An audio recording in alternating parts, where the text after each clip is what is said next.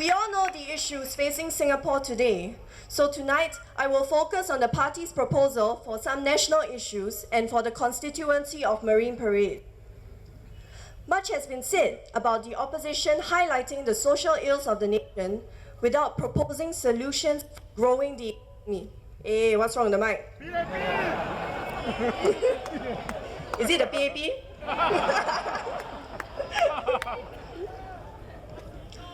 Here at the NSP, we believe that... Okay, sorry guys, bear with me. Here at the NSP, we believe that economic growth and a better quality of life for the people can go hand in hand. Let me elaborate further. We are suffering because items have become more expensive, but wages have remained stagnant. This is partly due to the global economic situation, but it is also due to national policies. We may not be able to control commodity prices, but we can review national policies that put a strain on Singaporeans. I'm talking about things like the cost of public services, the increase in GST, rising property prices, and ERP.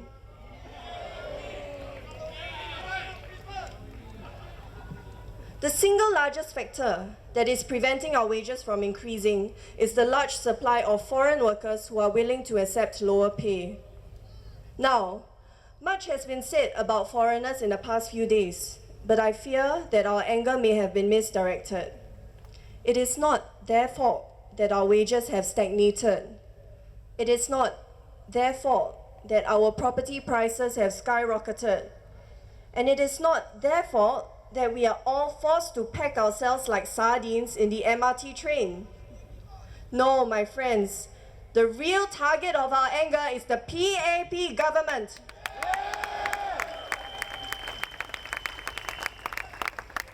But what's done is done. So how do we move on? This is what the NSP proposes. Number one, we should review industries on a case-by-case basis and allow work permits for industries unpopular with Singaporeans. This is to ensure that we have people to do the job that Singaporeans are unable to do. Next, when elected, we will also push for a review of the foreign worker levy. This must comprise two elements. The first is an amount equivalent to employer CPF contribution for Singaporeans. Number two, we need an amount that gives Singaporeans a better employment chance over foreigners. The NSP is not pushing for GDP growth. We do not believe in pegging our bonuses to GDP growth. The NSP is pushing for wage growth. Higher wages will mean a better quality of life for all you Singaporeans and less of a strain from the rising cost of living. As we grow economically, we have to ensure that no Singaporean is left behind. We need to focus on developing industries that better match the abilities and inclinations of the people. We need to create employment that adds value to the people of Singapore. For instance, given the quickly rising population, why haven't we looked into expanding our healthcare industry to ensure that the quality of healthcare does not decline? Every year, talented young Singaporeans do not make it to medical school because the quota has remained stagnant and overly stringent. Shouldn't we encourage expanding the medical industry to meet the rising demands of healthcare?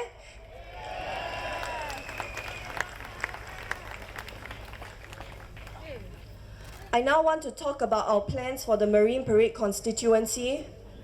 But before I get into that, I would like to say a few words about my motivation. When I was in university, I taught 8 tuition kids, on top of juggling my extracurricular activities. I was never the kind of tutor to run off and cancel on my students once my own exams were around the corner, because I had a moral responsibility to educate them. I remember teaching a girl who was failing primary 5. Her foundation was not so good because she had a difficult family situation. Her mother had a stroke, and the family had to sell their house and live with their grandparents. When I first taught her, I always told her two things.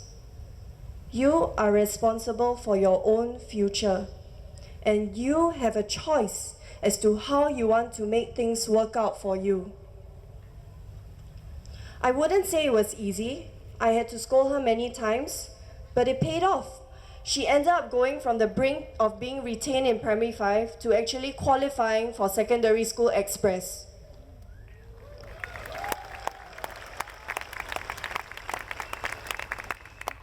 My friends, the point is this. People can only take responsibility for themselves if you instill confidence in them and you empower them to do so. What we have, on the other hand, is a government that only knows how to pay lip service to creative thinking, when in fact, they cannot accept different opinions from them.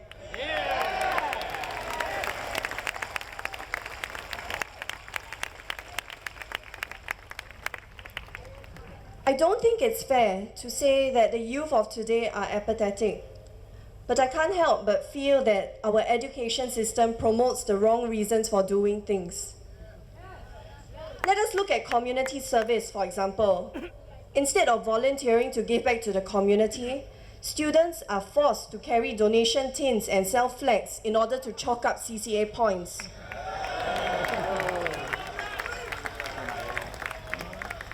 From there, people don't even know why they are helping the community, and they just go through the motions without really understanding the point of it all. But if youths were to understand how their actions can shape their society, they would be inspired to act rather than to do things out of necessity. If I am elected, I want to identify clusters in the constituency where there may be opportunities for inter-school mentorship. This means that students can have an avenue to mentor their peers who are not doing too well in their studies, or to be a helping hand for students who have problems at home. I think that this is more relevant than having a buddy system for our MPs.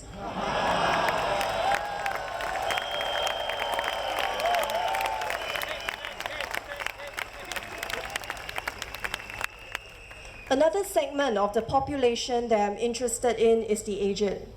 We must find ways to ensure that our senior citizens can continue to lead happy and fulfilling lives by staying engaged in the community and ensuring that they have enough to get by the rest of their days. I intend to work closely with SMEs and local businesses to encourage the organizing of activities for senior citizens and for them to have an ownership in the community that they serve.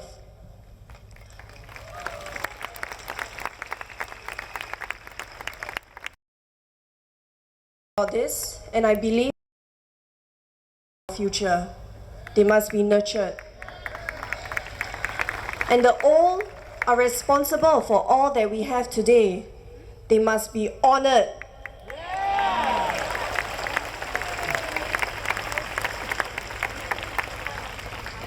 As opposition candidates, we cannot promise you upgrading. I'm sorry.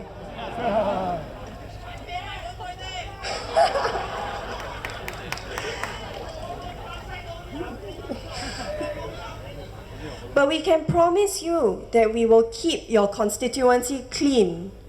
And more importantly, that we will always listen to you. We will be your voice. We will fight tooth and nail for the welfare of all Singaporeans.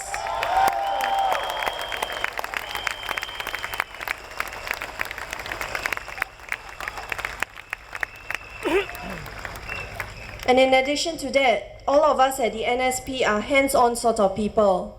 I don't believe in creating some committee and sitting around talking about things. Just roll up your sleeves and do what needs to be done. We have too much red tape at this moment. Let us change that. So my friends, as you go to the polls this May 7th, I want you to remember 3 things. Number 1,